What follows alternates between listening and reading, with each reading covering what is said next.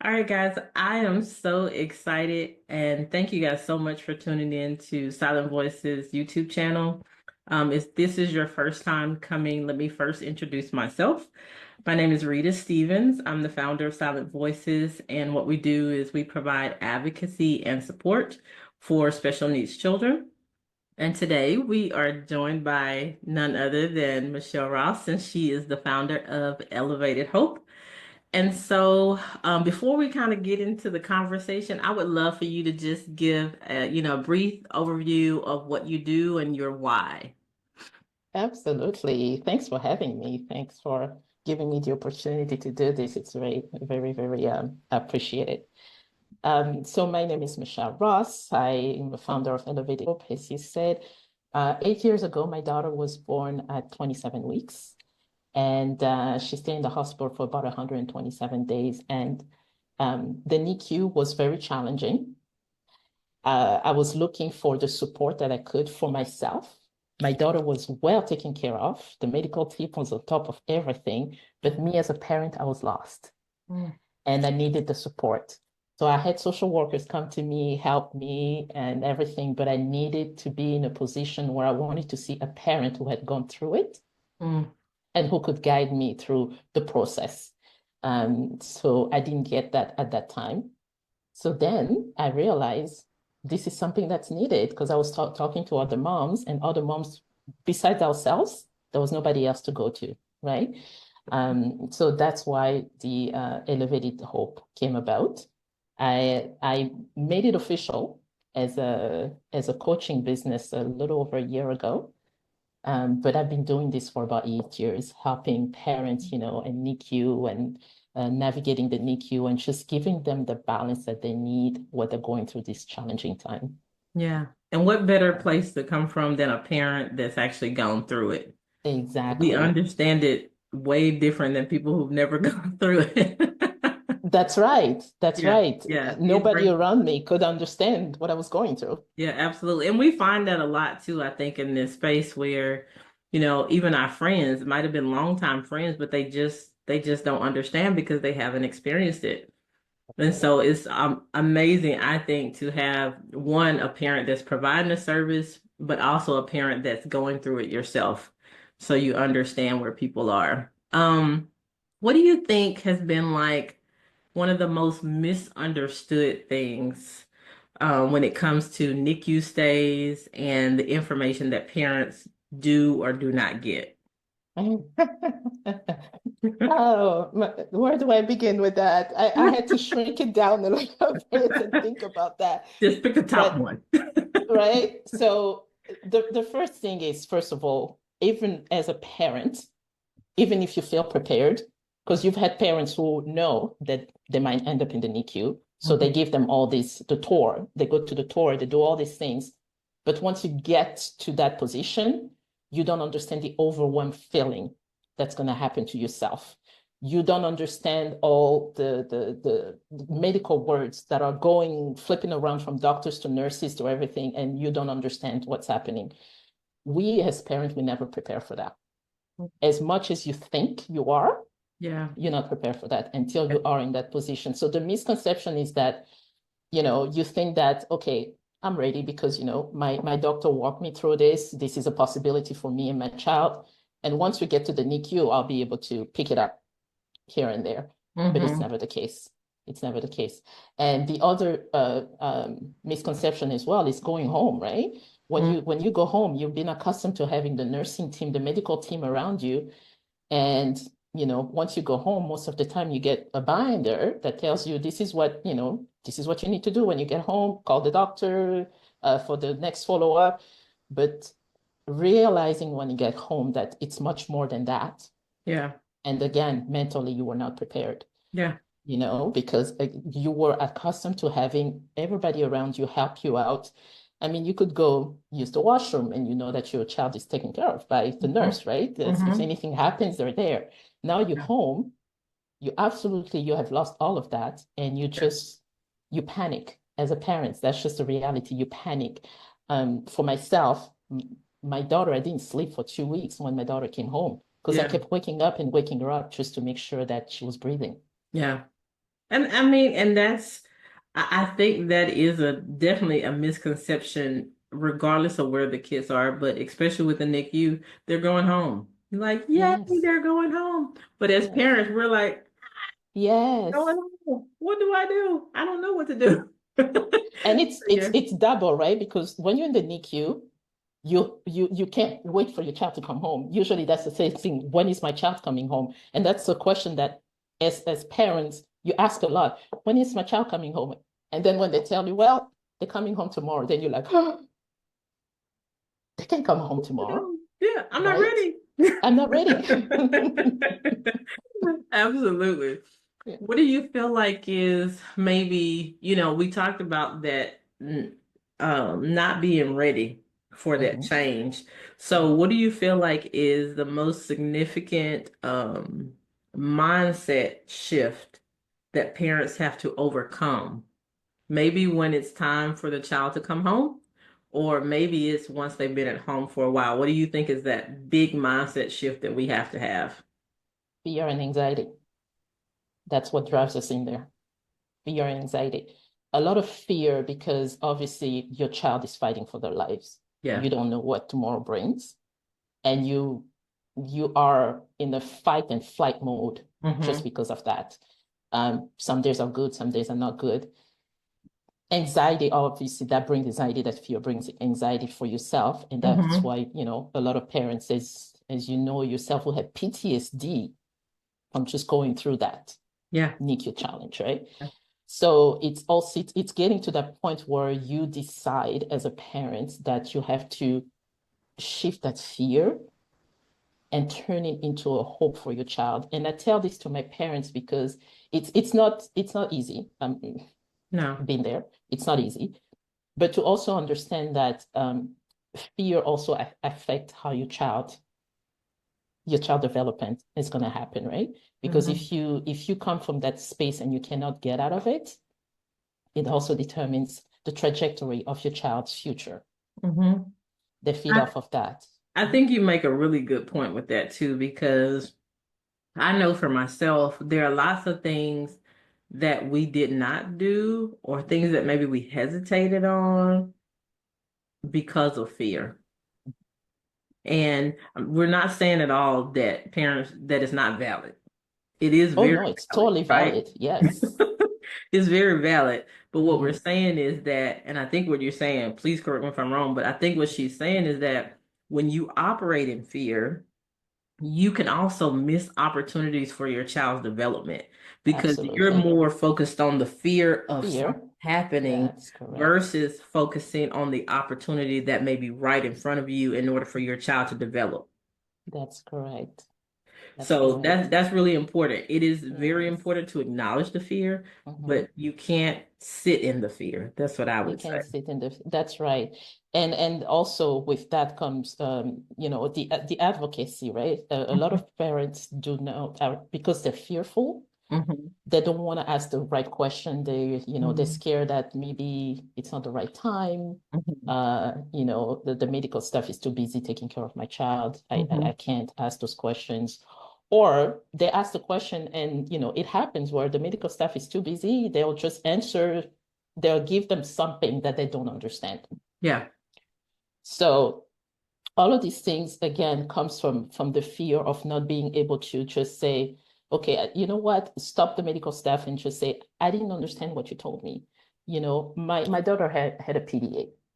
Mhm. I don't know what a PDA is. You know what I Mhm. mean? So, but I need that doctor to also sit down with me and say, this is exactly what's happening.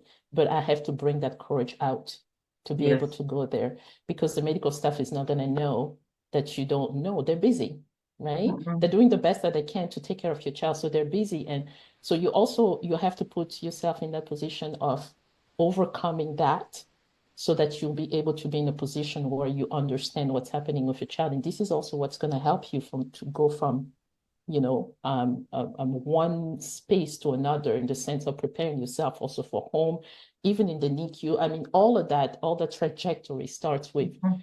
just combating. And to your point, you're not going to wake up tomorrow and say, oh, I have no fear. I'm not, Yeah. I'm doing this. It starts by small things.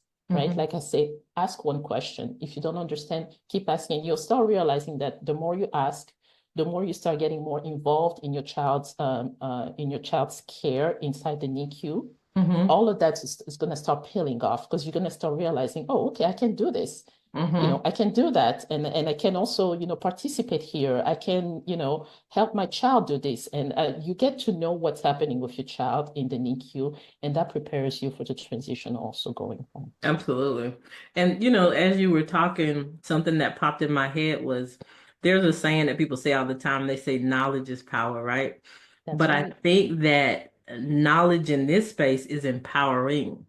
Yes, It that's right. empowers you as a parent to feel like I can do this. Like she was just saying, I can do this when I get home Yes. because now I know the words to use when I'm talking to the clinicians. I know the words to use if I need to make a phone call. I know, okay, it's my child's, A, B, or C that I'm having issues with. But if you don't have that knowledge and you don't have that terminology, then you often pull back and you don't say things that you should say. Mm, yeah. So I think Mhm. it's empowering for you It to is be able to have that empowering. knowledge. Yeah. Um, so as a coach for parents,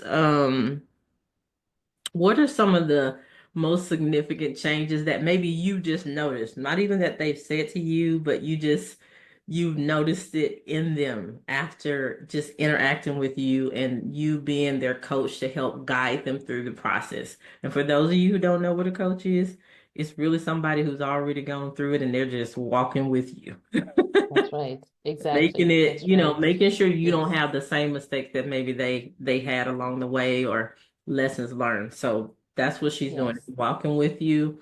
But back to the question, what do you feel like is some of the most significant or one of the most significant changes that you've seen in some of the parents that you work with? The mind shift. A lot of parents, the mind shift, and they were surprised, like you say, even without me saying it, they were surprised that they were able to handle certain situations. Yeah. Okay? Because they go in there being fearful, having anxiety, not knowing what's going to happen. And then little by little, as they start, getting accustomed to a certain routine, asking questions, they start to realize that, oh my gosh, it's not as bad as I thought it would be. Or Mhm. now I know how to handle certain situation.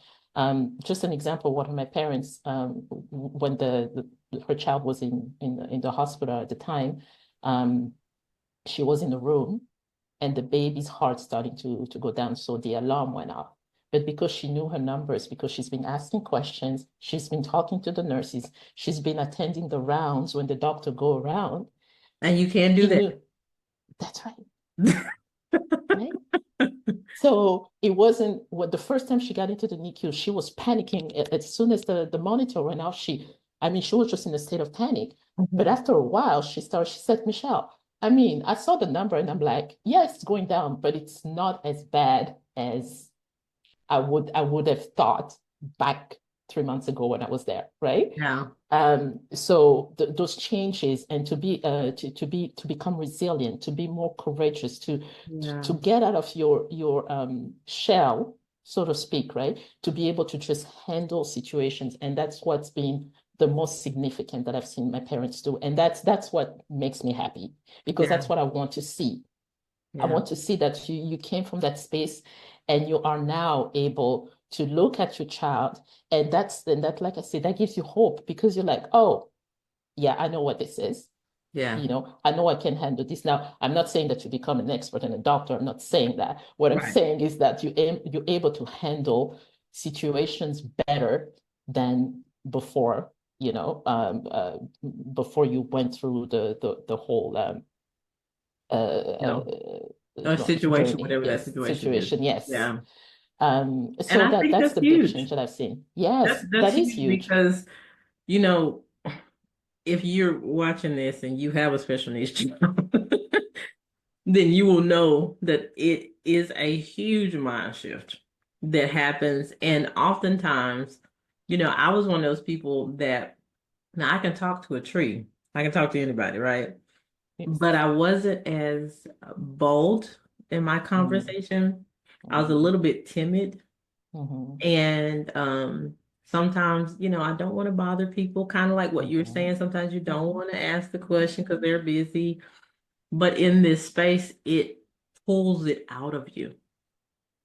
And I think what she's also saying too, with that help, it just comes a little bit easier, Mhm. over time that you're able to do it because now you're Yeah. empowered with the knowledge. Mhm. Now you feel comfortable and you're having that mindset shift, which is amazing. One of the important things too is that to be willing to get there, right? Because it's as a parent, especially going when you are in the NICU at that time, it's very hard to be able to even think about changing that mindset because you're just scared. Yeah. It's very hard to shift that. So I usually tell my parents to take the time. Again, like I said, just to emphasize on that. I'm not saying that it's happening overnight. I'm saying it's taking small steps to get there, Hmm. but willing to be to want to take the small steps. Because Yeah. if you're not willing to do that, you can't you can move into another dimension of you'll be stuck into that position, and it's really not going to be helpful for you or for your child. Mm-mm. Not at all. Mhm. So with the program that you offer to the parents, do they have an access to other parents, like a network of parents? Or is it more like one-on-one? And if they needed another parent to talk to, like how would that work? So I have groups that I work with, but I don't have a group of my own. Okay. For me, I work with a parent one-on-one. The first reason is because I found that a lot of parents also are timid around other parents. It's very because you're thinking my situation is not the same as the other parents, right? Mm-hmm. You can see uh, another parents, for instance, having a child that striving. There's no issue, even though they're in the NICU, right? They're just gaining weight, they're doing everything, Mm-hmm. and then your child is not doing that.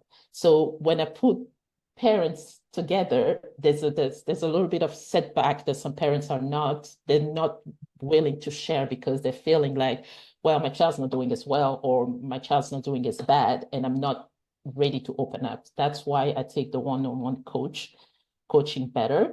And when I do that, I want to know where you are starting so that I can make that coaching very fruitful for yourself, Yeah. right? Catered The way to. that I'll coach this lady is going to be different than I'm going to coach, that other parents, because you guys are in a different space, in a different time, in a different situations of what's happening Yeah, in your life at the moment. absolutely.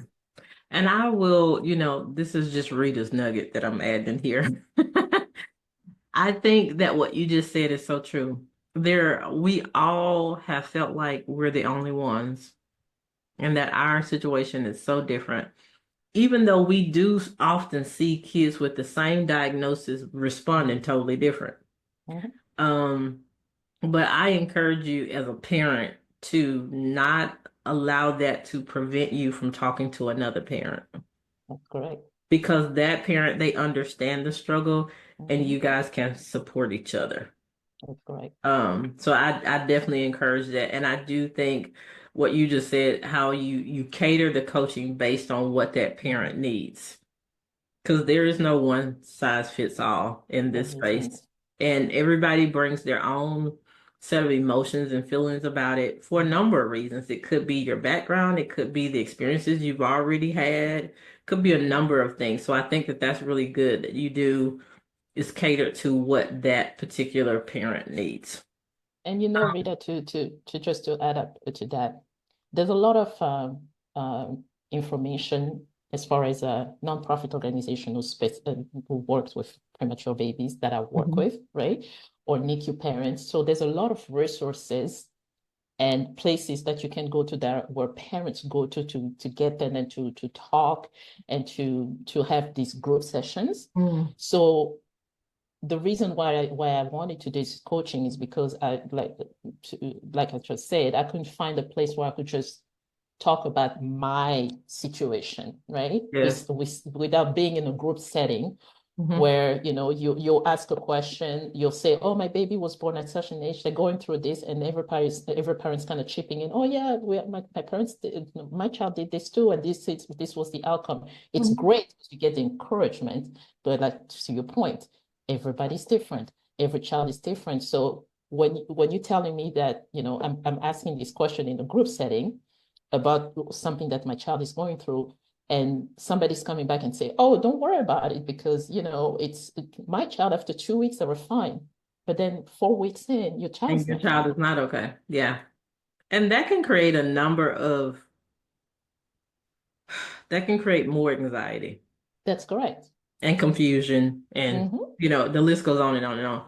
And what it made me think about is, as you see behind me on the side, your voice matters. Voice That's what matters. we say Yeah. all the time, is that your voice Mm-hmm. matters. And so, in a situation like this where you're doing the one-on-one coaching, you're re-emphasizing the same thing, that Mm-hmm. particular parent, your voice matters in the midst of all those voices. And I've been there too. I've been in the group sessions and it's like everybody's Mm-hmm. talking about their child. Can I just say this one thing? And everybody's just talking, talking, talking. So I That's totally right. get it. Yeah, Totally that's get right. it. So as we are an organization where we want parents to advocate for Mm-hmm. themselves. And that's one of the reasons why I was like, I have to talk to her. I got to interview her.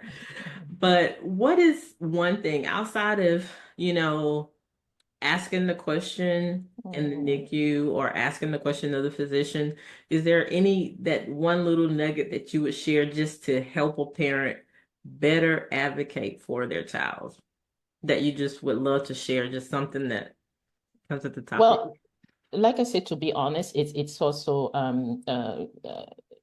do your own research to a certain degree, you. right? Um, because that's how you actually learn. Not everybody will have the answer. You know your child. Mm-hmm. That's your child. So do the research to a certain degree, not using Google, because I always tell my parents, please do not use Google.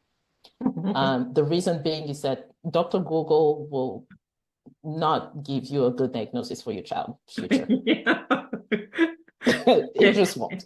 And Dr. That's just Google the will real. send you down a path Exactly. of no Exactly. return. Yes. Right. So for me, I always send and I give my parents the resources. I'll say, this is what you can look into. This is what you can look into. And the more, like you say, knowledge is power. Knowledge, the more you get to know things, the more you get to know things, and the more you are your child's voice. Yeah. The more you read, the more you start doing research and you start knowing there's a certain condition. The parents that I've worked with in the past, to be honest with you, the ones I've had parents who from the time their child got into the NICU to the time that the child graduated out of the NICU, honestly, they are better than doctors. I'm not gonna lie, because they know their child, they know everything. And quite frankly, I'm looking at it, I'm like, I don't know who you are. You just, You because blossom. they take the time. Yes, they take the time. They're like, I want to know what's going on with my child. I want to know, and I'm gonna do these resources, and I'm gonna read this, and I'm gonna.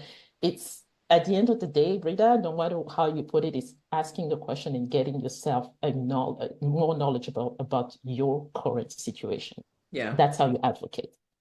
That's Because if you really good. don't know that, like you say, you're gonna go down the wrong path. You're not gonna know what's going on, and anybody can tell you anything. Mm-hmm.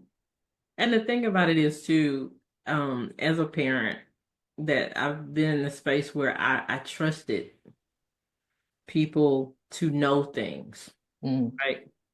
And not to say that they had wrong intentions, but maybe the method in which they did it was just a prescribed method, and that's how they did it for everybody.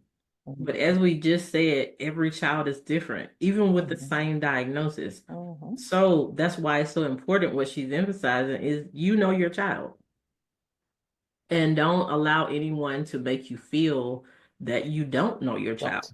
because And you have sometimes that you will get that instincts. too. That's right. You have the instincts, right? We are mothers, even dad, moms, we have that instinct. This is our child. So it could be something that you see Mhm. that maybe the doctor will just say, oh, Ignore. it's, yeah, ignore. Mhm. But if you know in from your heart, you feel it, you're like, something is wrong with my child. I need you to say, you have to say it out loud, and you have to, that's the advocacy that you're doing for your Yeah. child.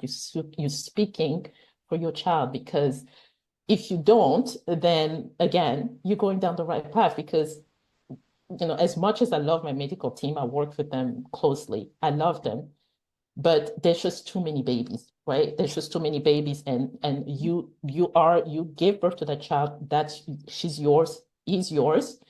They're working from a place of, this is baby A, B, C, D, and this is the diagnosis. And from what we've done as a research, this is what's going to happen. But Yeah. I'm the mom, I'm the dad. I don't think this is the right thing for my child. Or, you know, again, doing your research, asking the questions so that you can make the proper decision. And then at the end of the day, also, it's taking that responsibility, right? Knowing that I did the right thing. This is what came from my heart. What came from how I felt. And this is the decision that I took. And this is the outcome that came with it, right? Because sometimes you don't do that, and then you start blaming yourself. You start having the self-blame game, because you're like, oh, I should have. I should have done this, I should have done that. And that is not a good It's thing for it's a yourself. downward spiral. That's right. Yeah, it really is. I should have. And I'm sure most parents are like us. Like you can have 15 conversations in your head about what you should have done Mhm, or what you wish you had done. mhm, So don't be in that place where you don't say something that you should because your voice does matter, mhm, and don't move in fear. And like she said, it's your child. mhm. There's some instinct there that's just saying, something doesn't feel right here. That's right. So you want to go with that. Don't Mhm. ignore it, right? So this has been like really good. What are are you guys doing any new programs, anything new that you're coming out with that you want to share, or just feel free to share anything about what's going on right now with Elevated? Well, to be honest, right now I am booked with clients, again with the one-on-one. So and I'm also speaking with different companies, clinical companies, regarding, the monitoring that's happening in the NICU. Mm. The programs that, maybe some of the parents, NICU parents will know, but there's a program that now it's in the NICUs, where you have cameras and you can see what's going on with your child. You Mhm. can communicate with the medical team, because so a lot of parents, I mean, we don't have that Work. privilege to be there every day. People have jobs, people have other kids at home. I mean, there's just so many things. So having that contact with your child when you're in the NICU, without, feeling so much guilty that you cannot physically be there. So that's one of the projects that I'm working on right now, and that's very exciting. But so far, that's what it is. It keeps me Good pretty stuff. Keeps you busy. busy. So, if parents are wanting to kind of contact you and see if this is going to be, a good fit for them, what does that process look like? Right now, it's there's Facebook, and there's my Instagram. So on my bio in my Instagram, most lately, that's where I've gotten a lot of traffic. Okay. If you go into my Instagram, on my bio, there's a link that will take you right inside, booking a call with me. I give a 30 minutes, free consult to see if this is something that's going to work for you. And to see if this is something that, you want to go to move forward. And then after that, if that's okay, then I have a list of questions that I ask you, so that I know exactly where you are, so that I can provide that coaching, that specific coaching, and cater that coaching around your particular situation. And we'll definitely include that also in the kind of the description for this video. Mhm. So you guys feel free to make sure you reach out to her there as well. Um, so funding, that's always a big question, right? So you're based in Canada. How does that work kind of in and outside of the US for funding? So for Canada, we have two ways. So you can pay out of pocket if you want, but there's also, if you work and you have benefits here in Canada, it is covered, right? So your benefits can cover this session. for coaching. In the US, it's my customers, my clients have always paid out of pocket. I am not aware of something that will support coaching per se. Mhm. So it's basically out of pocket for that. Okay, sounds Mm. good. So I always ask this question. It's an impactful encouragement for parents. If you had one thing as it relates to advocacy or their voice, and you just want to leave, maybe the person just got the final clip of this. Hopefully they watched the whole video. Mhm. What would it be? What would you like to leave parents with as it relates to advocacy and having a voice for their children?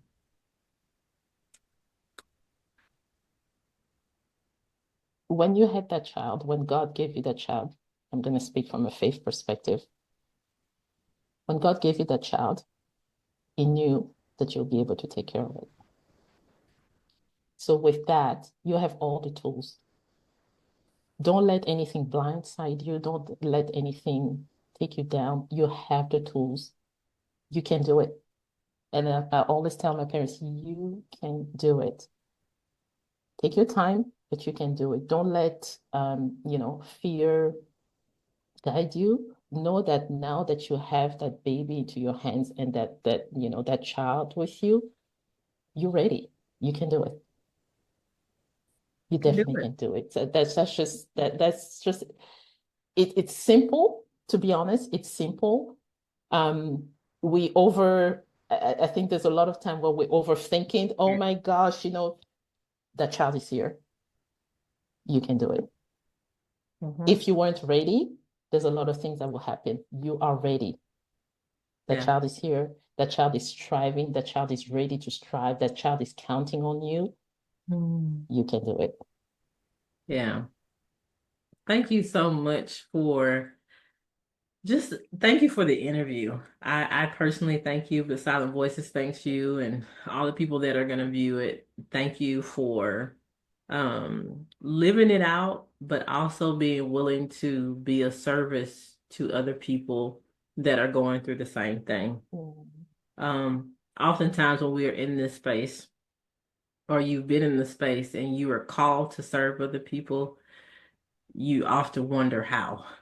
mm, But we are probably the most equipped to do it because we understand where you are. And so, again, mm. thank you so much for Oh, being willing absolutely. to have a Absolutely. conversation with me and just remind parents that your voice matters and that you're Your equipped voice to do it matters. and that you Yes. can do it and Yes. that you're ready You're ready. um, and that you don't have to walk in fear. Mm. And you have somebody that can walk alongside with you. So we will leave her information in the description for the video. And please reach out. If you feel like, hey, I feel this tugging on my heart, like I need Mhm. somebody.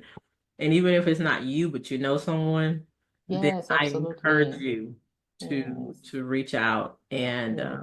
have the conversation. Hmm. Doesn't hurt, right? Absolutely. Absolutely. Thank you. Thank you. Thank you so much for having me. Thank you for giving me this platform to be able to talk about, this subject. I love what you do, Rita, honestly. I really do. As you know, I also have a child with special needs, so Mhm. you are you are an inspiration. So it's very good that we can use each other's platforms to support each other. So thank you Absolutely. so much. Absolutely. Let me